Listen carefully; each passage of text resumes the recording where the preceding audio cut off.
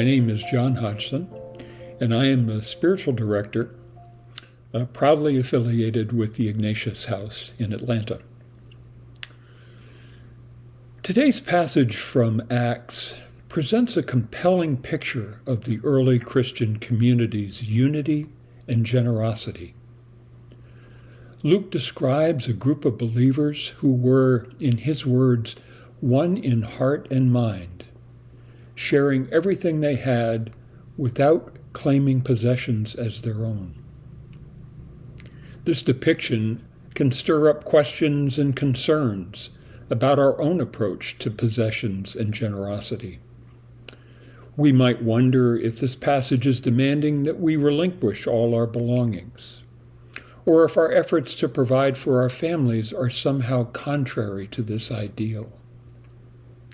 When faced with passages that take us down this kind of rabbit hole of angst, it's helpful to remember Augustine's insight that if we're not seeing love in a biblical text, we are not reading it correctly. This perspective can help us refocus on the text's deeper meaning about love and community. So let's explore a couple of those broader messages. The first theme we might look at is the unity and generosity of the early Christian community. They were, as Luke said, one in heart and mind. A unity that stands as both an inspiring and challenging example for us.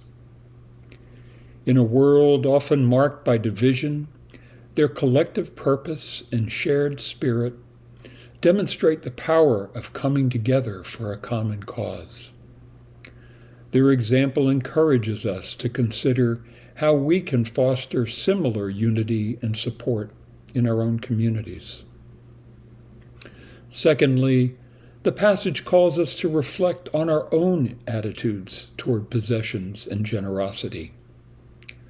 The radical sharing described, where possessions are held in common, challenges contemporary views of ownership and individualism.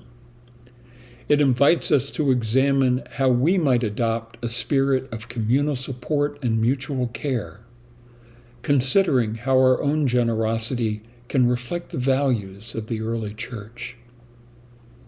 It also, I think, invites us to reflect on Ignatian indifference. Ignatius tells us in the principles and foundations of his Ignatian exercises that we should not fix our desires either on wealth or poverty.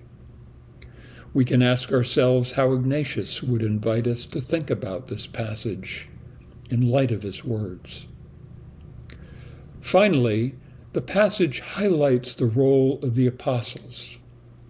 Their testimony, combined with their actions, underscores the importance of our proclaiming the core message of the gospel by living it out.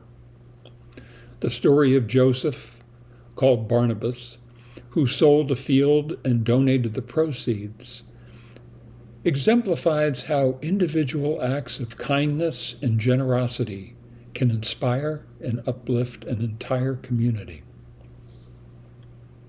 So as we reflect on this passage, we might ask ourselves, how can we promote unity and generosity within our communities? Are there opportunities for us to share our resources more openly, support those in need, or encourage others in their faith journeys? The example of the early church challenges us to be more intentional in our actions, reminding us that our faith is lived out in community. No one can be a Christian in isolation. This passage invites us to embody a faith that is both communal and generous, extending our resources and support with grace and selflessness, and thus becoming part of a movement that mirrors the love and unity of the early believers.